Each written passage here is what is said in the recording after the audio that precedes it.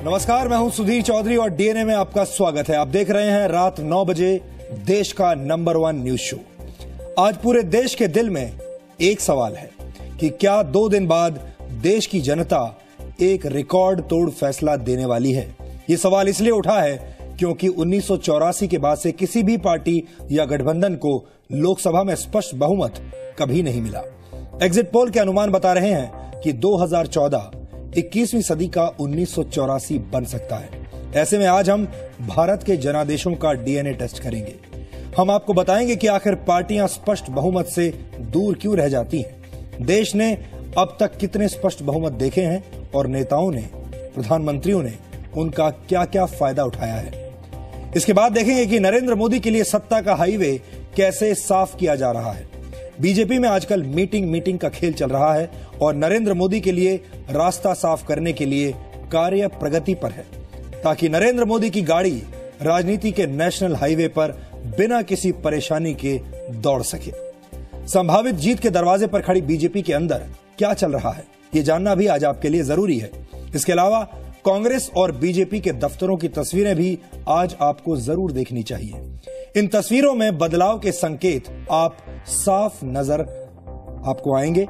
BJP की खुशी छुपाए नहीं छुप रही है और पार्टी के मन में 10,000 किलो के लड्डू फूट रहे हैं, जबकि कांग्रेस को सन्नाटे का सामना करना पड़ रहा है। इन तस्वीरों का भी आज हम विश्लेषण करेंगे, लेकिन पहले देखते हैं देश की बड़ी खबरें नॉन स्टॉप न्यूज में।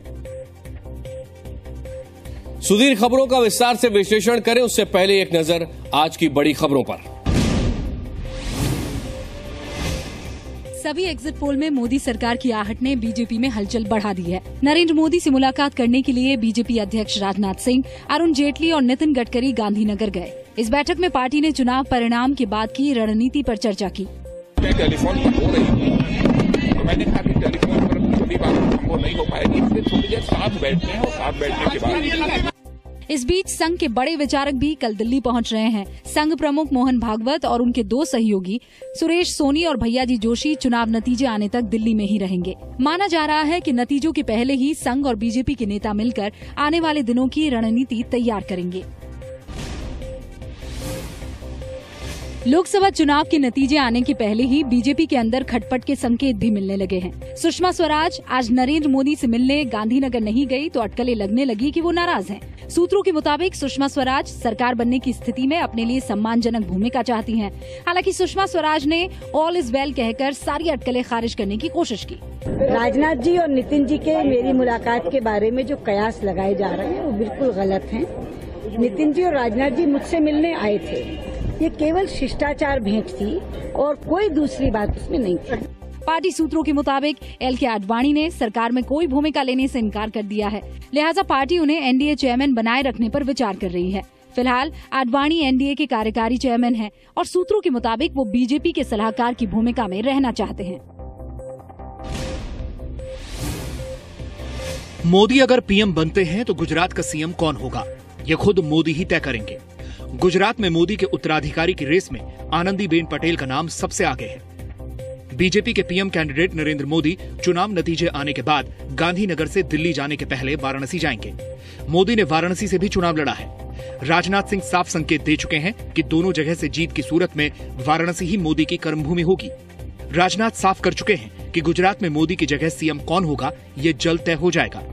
अगले मुख्यमंत्री का सवाल जो है कि नरेंद्र मोदी को रिप्लेस कौन करेंगे, अब इसकी जल्द ही आप सबको जानकारी मिल जाएगी।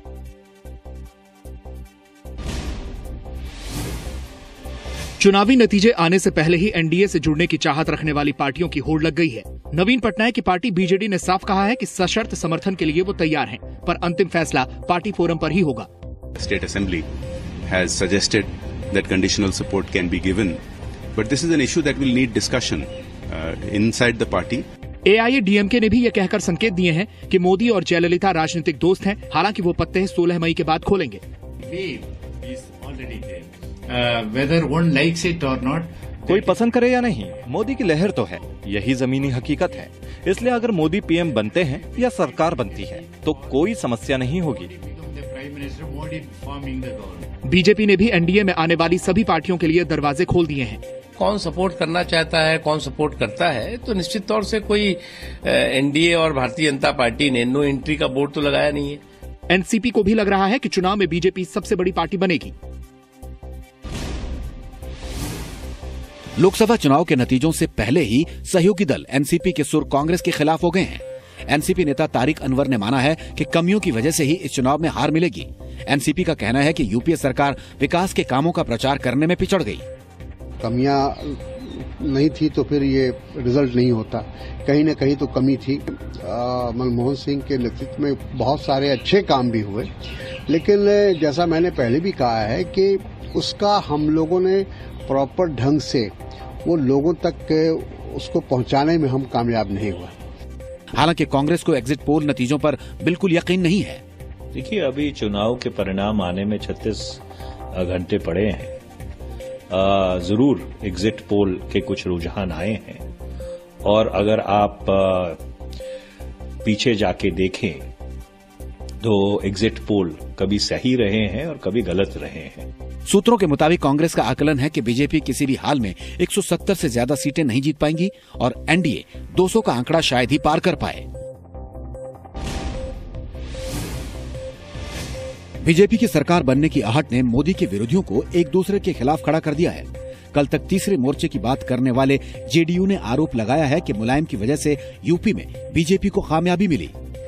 चाहे वो कांग्रेस हो, चाहे मुलायम सिंह जी हो, चाहे मायावती जी हो, इनकी विशेष जिम्मेदारी थी बीजेपी को रोकना, लेकिन तीनों ने कहीं न कहीं इस मिशन में कमी रखी है। इसी बीच बीजेपी ने साफ कर दिया है कि किसी भी हालत में वो जेडीयू का साथ नहीं लेगी। इतनी बड़ी गलती की उन्होंने, भोजन पे बुला के राष्ट्रीय परिषद को उन्होंने भोजन नहीं दिया था और नरेंद्र मोदी जी के बहाना लिया था विज्ञापन का। इससे बड़ा अपराध नहीं हो सकता। इसलिए ये सामाजिक अपराध है, राजनीतिक अपराध है, और इसे हम भूलेंगे नहीं। चुनाव में झटके की आशंका के बावजूद जेडीयू भी ये कह रही है कि वो बीजेपी को समर्थन नहीं देगी।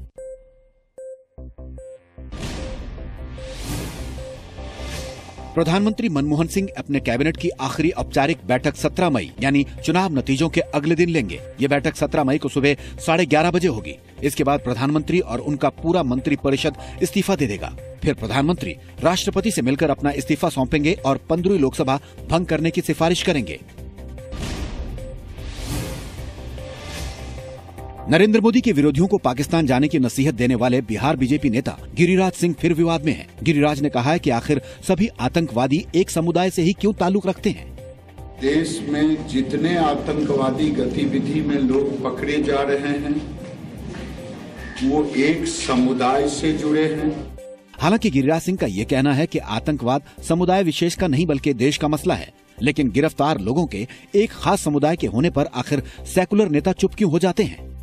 पकड़े जाने वाला सभी व्यक्ति एक समुदाय से, धर्मनिरपेक्षता की दुहाई देने वाले लोग क्यों चुप हो जाते हैं। खुद विवादित बयान देने के आरोपों में घिरे समाजवादी पार्टी नेता आजम खान ने गिरिराज के बहाने चुनाव आयोग पर निशाना साधा है। देखिए, गिरिराज जी ने पहली बार तो विवादित बयान दिया नहीं है। उन्होंने चुनाव से पहले कहा था कि पाकिस्तान चले जाएं। उससे मीडिया और इलेक्शन कमीशन बहुत जिम्मेदार है। बीजेपी के टिकट पर नवादा से चुनाव लड़ रहे गिरिराज पर भड़काऊ भाषण के आरोप में 3 केस पहले ही दर्ज हैं। हालांकि उन्हें कोर्ट की तरफ से राहत मिली है।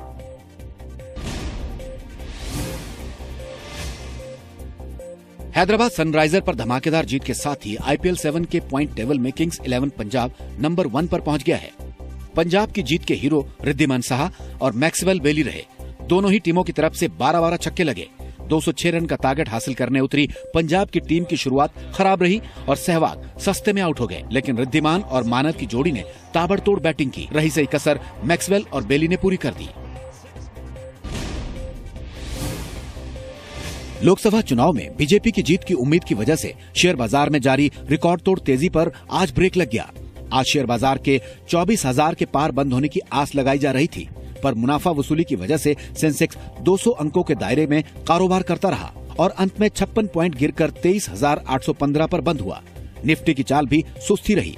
हालांकि निफ्टी आज भी 7100 के ऊपर ही बंद हुआ। यूरोपीय देश टर्की में हुए कोल माइन ब्लास्ट में 200 से ज्यादा लोग मारे गए हैं। हादसा इस्तांबुल से 250 किलोमीटर दूर सोमा शहर की एक खदान में हुआ। 400 मजदूरों को कोयले की खदान से बाहर निकाला गया है। 200 से ज्यादा मजदूर अभी भी खदान में फंसे हुए हैं। वक्त गुजरने के साथ ही अंदर फंसे लोगों की बचने की उम्मीद कम होती जा रही है। और आइए अब सीधे चलते हैं सुधीर के पास आज की खबरों के डीएनए टेस्ट के लिए। अगर एग्जिट पोल सही साबित होते हैं तो नरेंद्र मोदी देश के नए पावर सेंटर बनने जा रहे हैं। एग्जिट पोल्स ने तो मोदी का रास्ता साफ कर दिया है, लेकिन मोदी की राह में बीजेपी के अंदर कई पुरानी कीलें पड़ी हुई हैं जो नरेंद्र मोदी के पैरों में कभी भी चुभ सकती हैं। शायद यही वजह है कि दिल्ली के लिए नरेंद्र मोदी के नेशनल हाईवे को साफ करने की पूरी तैयारी चल रही है और कार्य पूरी जोर शोर से प्रगति पर है। किस तरह बीजेपी के अंदर आजकल तमाम बड़े बड़े नेता मीटिंग खेल रहे हैं, आज ये आपको बताते हैं। बीजेपी के पूर्व अध्यक्ष नितिन गडकरी आज दिल्ली में सुषमा स्वराज से मिलने गए। इसके बाद बीजेपी अध्यक्ष राजनाथ सिंह भी सुषमा स्वराज से मिलने पहुंचे। आज बीजेपी के महासचिव अमित शाह अरुण जेटली से उनके घर पर जाकर मिले। बीजेपी अध्यक्ष नितिन गडकरी भी अरुण जेटली के घर उनसे मिलने के लिए गए। बीजेपी के पूर्व अध्यक्ष नितिन गडकरी, जेटली और राजनाथ सिंह ने शाम को गांधीनगर में नरेंद्र मोदी से मुलाकात की। यहां हम आपको बता दें कि कल नितिन गडकरी और राजनाथ सिंह दिल्ली में लाल कृष्ण आडवाणी से भी मिल चुके हैं। माना जा रहा है कि बीजेपी की सरकार बनने की संभावनाओं को देखते हुए कई सीनियर नेताओं के रोल पर मंथन चल रहा है, या फिर यह भी कहा जा सकता है कि बीजेपी में नरेंद्र मोदी का रास्ता साफ करने का कार्य इस वक्त प्रगति पर है।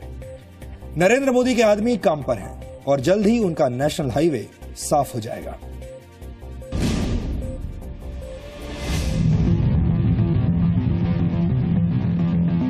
नरेंद्र मोदी के लिए दिल्ली का हाईवे तैयार है।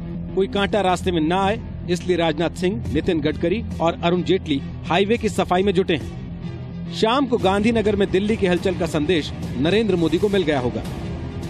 दिल्ली में हलचल आज सबसे पहले सुषमा स्वराज को लेकर हुई, जो गांधीनगर में मोदी से मिलने के लिए नहीं गई। पहले बीजेपी के पूर्व अध्यक्ष नितिन गडकरी सुषमा स्वराज के घर गए। इसके बाद बीजेपी अध्यक्ष राजनाथ सिंह भी सुषमा से मिलने के लिए पहुंच गए। दोपहर की इन मीटिंग से कई सवाल उठने शुरू हो गए।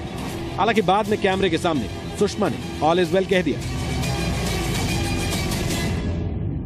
केवल शिष्टाचार भेंट थी। चुनाव परिणामों से पहले हम सब एक दूसरे से मिलना चाहते थे। जब उन्हें ये पता चला कि मैं आज भोपाल जा रही हूँ और कल वहाँ नहीं होंगी, तो वो दोनों मिलने आ गए। 11 बजे नितिन जी आए, 11:15 बजे राजनाथ जी आए। बिल्कुल रूटीन शिष्टाचार भेंट थी और कोई दूसरी बात उसमें नहीं थी। लेकिन बड़ा सवाल है कि अगर मोदी की सरकार बनी तो लाल कृष्ण आडवाणी, सुषमा स्वराज और मुरली मनोहर जोशी जैसे नेताओं की भूमिका क्या होगी। सूत्रों की माने तो मोदी के पीएम बनने की राह से सारे कांटे दूर किए जा रहे हैं। इसलिए अब एंटी मोदी कैंप के खिलाड़ियों के रोल पर चर्चा हो रही है। भारतीय जनता पार्टी के बारे में बाहर बहुत चर्चा होती है, लेकिन अंदर में हम लोग इकट्ठे एकजुट होकर सारे निर्णय करते हैं और वो निर्णय होगा। हालांकि सूत्र ये बता रहे हैं कि लाल कृष्ण आडवाणी मोदी सरकार में कोई पद नहीं लेंगे और वो एनडीए के चेयरमैन की भूमिका में बने रह सकते हैं। इधर सूत्रों का ये भी कहना है कि सुषमा स्वराज कोई भी फैसला संसदीय बोर्ड से चाहती हैं, न कि 3 या 4 नेताओं से।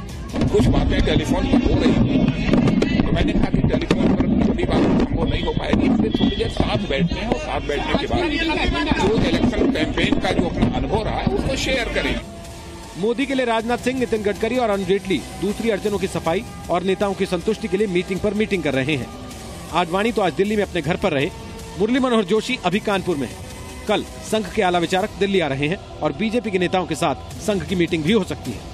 राजनाथ सिंह भी कल आडवाणी से मिल सकते हैं। यानी कोशिश ये है कि 16 मई से पहले ही सब कुछ तय हो जाए, जिसके बाद मोदी की राजनीतिक गाड़ी नेशनल हाईवे पर दौड़े। रविंद्र कुमार के साथ दिलीप तिवारी, जी मीडिया, दिल्ली। तो आपने देखा कि बड़े फैसले लेने से पहले नेताओं के बीच में शिष्टाचार थोड़ा ज्यादा बढ़ जाता है और शिष्टाचार के नाते बैठकें भी ज्यादा होने लगती हैं। बीजेपी के अंदर जो कुछ हलचल दिखाई दे रही है उसमें 2 लोग मुख्य भूमिका में हैं। एक पार्टी के अध्यक्ष राजनाथ सिंह और दूसरे बीजेपी के पूर्व अध्यक्ष नितिन गडकरी। दोनों नेता नरेंद्र मोदी के लिए सत्ता का हाईवे साफ करने में जुटे हुए हैं ताकि 16 मई के बाद मोदी के पैर में कुछ भी चुभे नहीं। बीजेपी के अध्यक्ष राजनाथ सिंह से मैंने चुनाव प्रचार के दौरान बातचीत की थी और तब मैंने जीत के बाद राजनाथ सिंह की भूमिका के बारे में उनसे पूछा था। इस पर राजनाथ सिंह ने क्या कहा था ये आज हम आपको सुनवाते हैं। इस बातचीत में राजनाथ सिंह ने यह भी साफ किया था कि सत्ता में आने पर अगर बीजेपी की सरकार बनी तो राजनाथ सिंह और नरेंद्र मोदी किस तरह एक साथ काम करेंगे और नरेंद्र मोदी की सरकार में राजनाथ सिंह का क्या रोल होगा। राजनाथ जी, अगर मान लीजिए सरकार बन गई, उस नई सरकार में आप अपनी क्या भूमिका देखते हैं? क्या आप नरेंद्र मोदी के कैबिनेट का हिस्सा बनेंगे या आप पार्टी में रहकर उनको बताते रहेंगे कि कैसे करना है? जैसा वो कह रहे हैं आप मार्गदर्शक के तौर पर रहेंगे। नहीं, मैं मार्गदर्शक नहीं हूँ। ऐसा उन्होंने अपने संदेश में कहा कि राजनाथ सिंह मेरे मार्गदर्शक हैं और हमारी जोड़ी है। ये तो उनका बड़प्पन है, यह तो नरेंद्र भाई का बड़प्पन है, लेकिन मैं मार्गदर्शक की भूमिका में नहीं निभा सकता। लेकिन मैं पार्टी का अध्यक्ष हूं। अभी तो बामुश्किल एक साल सवा साल का भी कार्यकाल समाप्त हुआ है। अभी लगभग 2 साल का कार्यकाल हमारा शेष है और यदि पार्टी ने फैसला कर लिया तो 3 साल और आगे बढ़ सकते हैं। तो हमारे लिए तो जॉब पहले से ही असाइंड है, मैंने हमारा दायित्व तो पहले से ही निश्चित है। So you want to be a king maker? नहीं, ऐसा नहीं, बिल्कुल नहीं। न मैं राजा बनना चाहता हूं, न राजा बनाने वाला बनना चाहता हूं। बहुत सारे जो लोग हैं जो बाहर बैठे हैं उनका यह भी कहना है कि अगर बीजेपी 200 सीटों से नीचे रह गई तो नरेंद्र मोदी के लिए मुश्किल पैदा हो सकती है। उसके बाद बीजेपी का प्लान बी इंप्लीमेंट होगा। बीजेपी का प्लान बी है आप। कोई बीजेपी का प्लान बी नहीं है और मैं पार्टी के राष्ट्रीय अध्यक्ष होने के नाते मैं उस अथॉरिटी के साथ मैं बोल रहा हूं। प्रधानमंत्री यदि कोई होगा तो नरेंद्र भाई मोदी ही होंगे, चाहे जो भी परिस्थितियां पैदा हो। शरद पवार ने कहा कि आखिर में होना यही है कि मोदी जी प्रधानमंत्री नहीं बनेंगे और राजनाथ सिंह प्रधानमंत्री बनेंगे। राजनाथ सिंह ये महापाप नहीं करेंगे क्योंकि राजनाथ सिंह ने जीवन में मॉरल अथॉरिटी की राजनीति की है, कैरेक्टर वैल्यूज की पॉलिटिक्स की है। ऐसी गलती नहीं करेंगे। मैं पहले ही कह चुका हूं, सरकार चलाने के लिए मॉरल अथॉरिटी चाहिए और मॉरल अथॉरिटी उसी के पास है जो कि प्राइम मिनिस्टर कैंडिडेट के रूप में प्रोजेक्टेड है। ये बहुत अच्छी बात है कि एक पार्टी का अध्यक्ष एक प्रधानमंत्री पद के उम्मीदवार को इस तरीके से प्रमोट करे, जो कि राजनीति में बड़ा मुश्किल से देखने को मिलता है। सोनिया गांधी ने मनमोहन सिंह को प्रमोट किया, लेकिन वो ऐसे प्रमोट किया ताकि वो रिमोट कंट्रोल से चला सके। क्या हम भविष्य में हम भी वही देखेंगे कि आप पार्टी प्रेसिडेंट रहें और सत्ता के 2 केंद्र रहेंगे? एक केंद्र राजनाथ सिंह के पास रहेगा और एक केंद्र नरेंद्र मोदी के पास रहेगा? पहले तो मैं ये क्लैरिफाई कर देना चाहता हूं कि हम भारतीय जनता पार्टी के लोग केवल सरकार बनाने के लिए और सत्ता का सुख भोगने के लिए राजनीति नहीं करते हैं। और यह बात मैं आज से नहीं बोल रहा हूं, शायद मेरी बचपन की भी यदि कहीं पर कोई रिकॉर्डेड कोई स्पीच मिल जाएगी तो उस समय भी आपको सुनने को मिलेगा। हम लोग राजनीति करते हैं तो समाज बनाने के लिए और देश बनाने के लिए राजनीति करते हैं। तो हम इस हकीकत को समझते हैं कि रिमोट से जो सरकार चलाई जाती है वो रिमोट से सरकार चलाने वाला एक सुपर प्राइम मिनिस्टर के रूप में सत्ता का सुख तो भोगता है, लेकिन देश को कितनी बड़ी क्षति वह पहुंचाता है शायद उसको अनुमान नहीं है। इसलिए भारतीय जनता पार्टी में यह नहीं होने पाएगा। प्रधानमंत्री है। इस इंटरव्यू में राजनाथ सिंह ने कहा कि वो कैबिनेट में शामिल नहीं होना चाहते। उन्होंने कहा कि वो पार्टी अध्यक्ष बने रहना चाहते हैं। अभी पार्टी अध्यक्ष के तौर पर उनका कार्यकाल 1.5 से 2 साल के बीच में बचा हुआ है और अगर वो चाहें और पार्टी चाहे तो उन्हें एक अगला टर्म और भी मिल सकता है, यानी वो और 3 साल के लिए पार्टी अध्यक्ष बन सकते हैं, एक और टर्म अगर उन्हें दिया जाए। इन बातों से ऐसा लगता है कि हो सकता है कि राजनाथ सिंह बीजेपी के अध्यक्ष बने रहना चाहें इसके बाद।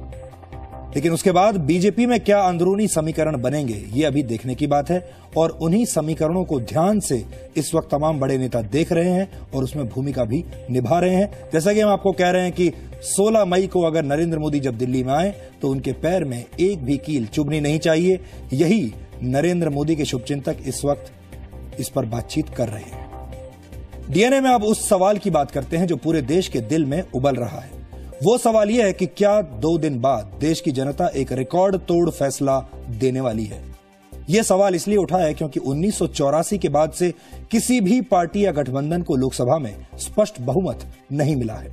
एग्जिट पोल के अनुमान ये बता रहे हैं कि इस बार देश की जनता 1984 जैसा फैसला दे सकती है, और अगर ऐसा हुआ तो 30 साल में पहली बार किसी भी पार्टी का गठबंधन ऐसा होगा जिसे स्पष्ट जनादेश मिलेगा।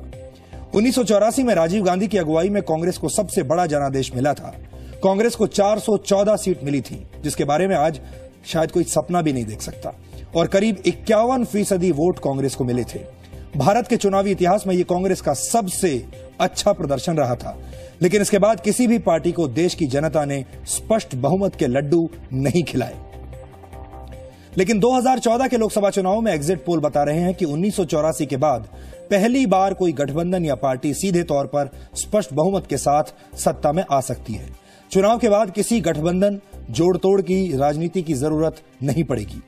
1984 में वोटिंग के मामले में भी जनता ने रिकॉर्ड बनाया था, तब 64% वोटिंग हुई थी, लेकिन इस बार 66% से ज्यादा वोटिंग हुई है। ऐसे में क्या इस बार सीटों का रिकॉर्ड भी टूटेगा, ये एक बड़ा सवाल है। तमाम एग्जिट पोल्स के नतीजों का औसत अगर निकाला जाए तो नरेंद्र मोदी की अगुवाई में एनडीए को 288 सीटें मिल सकती हैं, जो स्पष्ट बहुमत के माउंट एवरेस्ट 272 से ज्यादा है।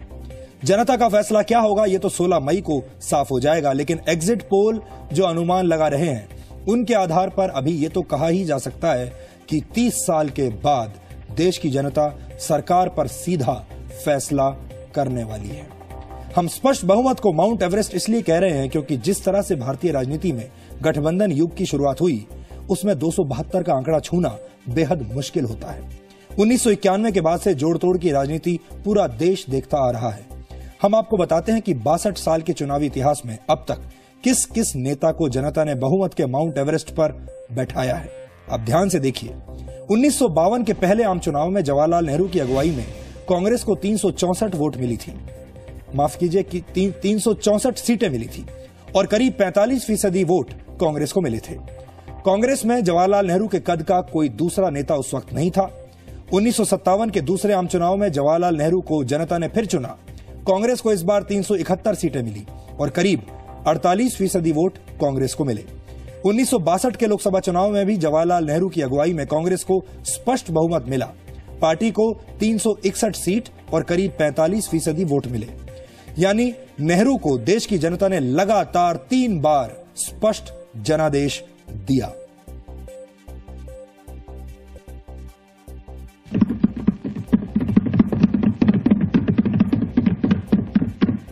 Long years ago, we made a tryst with destiny, and now the time comes when we shall redeem our pledge, not wholly or in full measure, but very substantially. At the stroke of the midnight hour, when the world sleeps, India will awake to life and freedom. ये भारतीय राजनीति का black and white युग था। उसके बाद 1967 को लोकसभा चुनाव में जनता ने इंदिरा गांधी को स्पष्ट जनादेश दिया। उस वक्त जवाहरलाल नेहरू के बाद इंदिरा गांधी ही कांग्रेस का चेहरा बनी थी। कांग्रेस को 283 सीटें मिली थी, यानी पिछले चुनाव से 78 सीटें कम। कांग्रेस के अंदर इंदिरा गांधी को आगे करने पर अंदरूनी कलह मची हुई थी।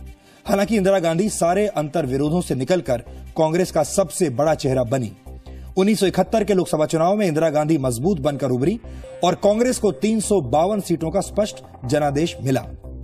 1977 में इंदिरा गांधी चुनाव हार गईं, लेकिन 1980 में इंदिरा गांधी को फिर से स्पष्ट जनादेश मिला। 1980 में इंदिरा गांधी को 374 सीटें मिली, जो पिछले चुनाव से 286 सीटें ज्यादा थी। यानी इंदिरा गांधी को भी देश की जनता ने 3 बार स्पष्ट बहुमत दिया। जी हां, एक बार नहीं, 3 बार स्पष्ट बहुमत इंदिरा गांधी को मिला इस देश से। I, Indira Gandhi, Do solemnly affirm do solemnly affirm that I will bear true faith and allegiance that I will bear true faith and allegiance to the Constitution of India as by law established, to the Constitution of India as by law established, that I will uphold the sovereignty and integrity of India, that I will uphold the sovereignty and integrity of India, that I will faithfully and conscientiously discharge my duties as a minister for the Union, that I will faithfully and conscientiously discharge my duties as a minister for the Union, and that I will do right to all manner of people, and that I will do right to all manner of people in accordance with the Constitution. Gandhi परिवार की इस राजनीति के बीच 1977 में जनता party को देश की जनता ने स्पष्ट बहुमत दिया था और उस वक्त भी देश की जनता गुस्से में थी जैसे इस बार है। जयप्रकाश नारायण की लहर की वजह से जनता पार्टी को 345 सीटें मिली थी और कांग्रेस सिर्फ 189 सीटों पर ही सिमट गई थी। तब इंदिरा गांधी भी रायबरेली से चुनाव हार गई थी और मोरारजी देसाई देश के प्रधानमंत्री बने थे। लेकिन अगले 2 साल में ही सरकार गिर गई और फिर चुनाव हुए जिसमें इंदिरा गांधी एक बार फिर सत्ता में लौट आई। 8वीं और आखिरी बार स्पष्ट बहुमत 1984 में राजीव गांधी की अगुवाई में कांग्रेस को ही मिला था। इंदिरा गांधी की हत्या के बाद राजीव गांधी के पक्ष में माहौल था और कांग्रेस ने अब तक सबसे बड़ी चुनावी जीत दर्ज की। कांग्रेस को लोकसभा की 414 सीटें मिली थी। इसके बाद देश में कभी भी किसी भी पार्टी या गठबंधन को ऐसा स्पष्ट जनादेश नहीं मिला। बार बार गठबंधन बनते गए, बाहर से समर्थन लेकर सरकारें बनाई गईं, लेकिन किसी को साफ जनादेश नहीं मिला। शायद इस बार 1984 के बाद ऐसा हो सकता है कि एक पार्टी या गठबंधन स्पष्ट बहुमत की स्थिति में आ जाए। भारत को एक नई शताब्दी के लिए तैयार करना है। हमें भारत को 21वीं शताब्दी में ले जाना है। नई चीजें हैं जो हम इस्तेमाल कर सकते हैं। हमें नई तरह से सोचना है, विज्ञान और टेक्नोलॉजी में नहीं, लेकिन हमारे शासन में भी हमें एक नए विचार डालने हैं जिसमें तेजी से चले, ज्यादा फायदा पहुंचा पाए।